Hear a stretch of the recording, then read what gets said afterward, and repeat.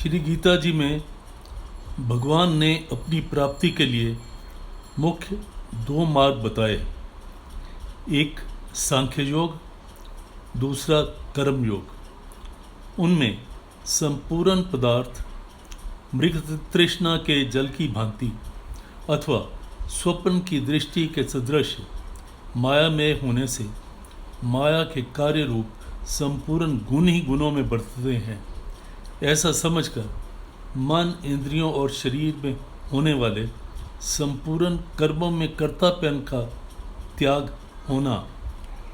अध्याय 5 श्लोक 8 और 9 तथा सर्वव्यापी सच्चिदानंद घन परमात्मा के स्वरूप में एक ही भाव से नित्य स्थित रहते हुए एक सच्चिदानंद घन वासुदेव के सिवाय अन्य किसी का भी न होने भाव को में रहना, यह तो सांख्य योग साधन है।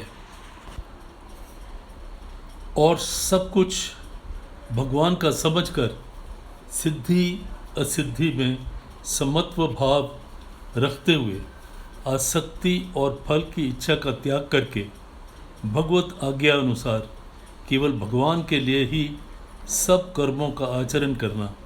अध्याय 2 श्लोक 48, अध्याय 5 श्लोक 10 तथा श्रद्धा भक्ति पूर्वक मन, वाणी और शरीर से सब प्रकार भगवान की शरण में होकर गुण, नाम और प्रभाव सहित उनके स्वरूप का निरंतर चिंतन करना।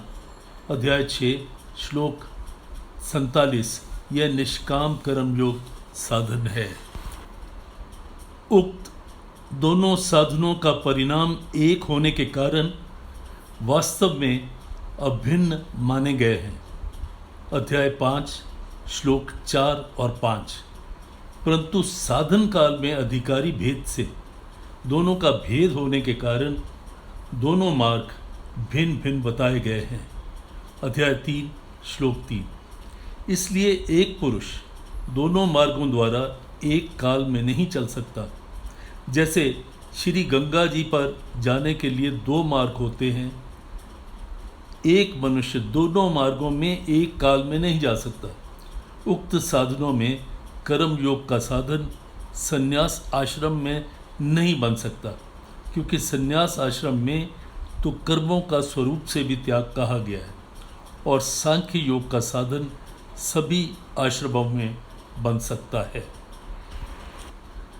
यदि कहो कि संन्यास योग को भगवान ने संन्यास के नाम से कहा है, इसलिए इसका संन्यास आश्रम ही अधिकार है, गृहस्थ में नहीं, तो यह कहना ठीक नहीं है।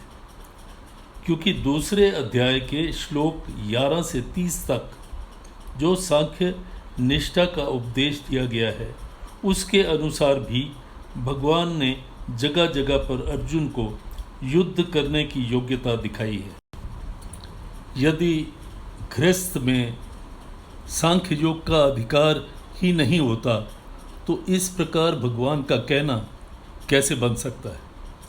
हाँ, इतनी विशेषता अवश्य है कि सांख्य मार्ग का अधिकारी देहाभिमान से रहित होना चाहिए, क्योंकि जब तक शरीर में अहम भाव रहता है तब तक सांख्य योग का साधन भली प्रकार समझ में नहीं आता। इसलिए भगवान ने सांख्य योग को कठिन बताया है। गीता अध्याय 5 श्लोक 6।